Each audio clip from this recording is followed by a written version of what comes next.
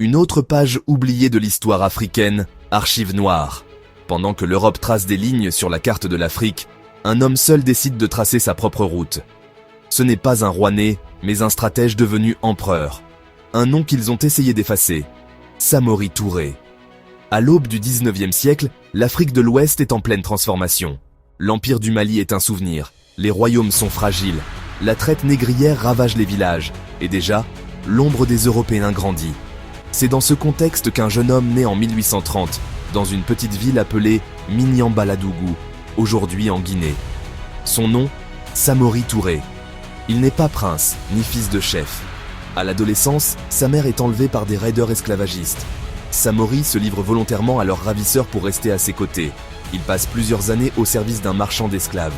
Mais ce qu'il apprend en captivité, il l'utilise plus tard. Langue, stratégie, réseau de pouvoir. Il finit par fuir, rejoint un groupe de soldats, puis en devient le chef. Petit à petit, il se forge une armée et une réputation. Samori comprend très vite une chose. Les royaumes divisés ne survivront pas. Il commence alors à unifier plusieurs ethnies autour d'un projet commun. À travers alliances, mariages diplomatiques et conquêtes militaires, il construit un État islamique structuré, le royaume du Wassoulou. Il impose une discipline de fer à ses troupes, réorganise les impôts, centralise les décisions. Il interdit l'alcool, impose l'apprentissage du Coran, mais reste pragmatique. Il veut surtout créer un État fort, capable de résister aux forces extérieures. Et justement, ces forces arrivent. Nous sommes en 1880. La France, qui a déjà conquis Saint-Louis et Dakar, veut étendre son emprise vers l'intérieur. Mais elle ne s'attend pas à trouver sur sa route un empereur africain plus organisé qu'elle. Samori Touré n'attaque jamais frontalement. Il utilise des tactiques de guérilla, de déplacement rapide, de désinformation. Ses troupes sont entraînées à se battre en terrain difficile, forêt, montagne, marécage. Il achète des fusils européens par le biais de la Sierra Leone et des ports anglais. Il crée même des ateliers de fabrication d'armes locales, une chose extrêmement rare à l'époque pour un dirigeant africain. Face à lui, les Français tombent dans les embuscades, sont harcelés, coupés de leur logistique. Les rapports militaires français parlent d'un homme insaisissable, rusé, tactique, impossible à cerner. En 1885, les troupes de Samori remportent une grande victoire à Woyowayanko. Les Français doivent battre en retraite. À Sikasso, ils perdent des officiers de haut rang. La France coloniale est humiliée sur le plan militaire et commence à revoir sa stratégie. On tente de négocier. Samori signe des traités, mais les viole quand il le faut. Il comprend le langage du colon.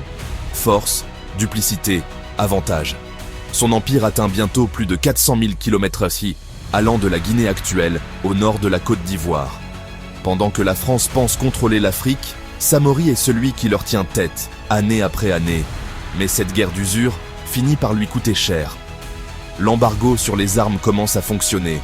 Les Britanniques ne livrent plus, son armée fatigue, ses alliés se retournent.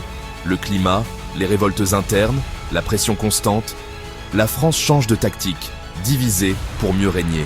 Elle propose des alliances à ses rivaux, sème des rumeurs, corrompt des chefs locaux. En 1898, après une ultime tentative de repli, Samori est capturé à la frontière guinéo-libérienne. Pas au combat, pas par victoire, mais par trahison. Un de ses anciens alliés l'a livré en échange de promesses françaises. Il est déporté au Gabon, où il mourra 2 ans plus tard, en exil. Aujourd'hui encore, peu de manuels scolaires français parlent de lui. Mais en Afrique de l'Ouest, il est un symbole. Des rues, des stades, des écoles portent son nom. Il est l'ancêtre direct du président guinéen Ahmed Sékou Touré, qui proclama l'indépendance de la Guinée sans condition face à De Gaulle en 1958. Samori Touré n'était pas un simple chef. Il était un visionnaire, un résistant, un homme libre dans une époque d'enchaînement. Ils ont voulu faire de lui un rebelle. Mais l'histoire, elle, se souviendra d'un empereur. Ils ont voulu effacer son nom. Mais l'histoire finit toujours par le retrouver. Abonne-toi à Noir Voyant et rallumons ensemble la mémoire.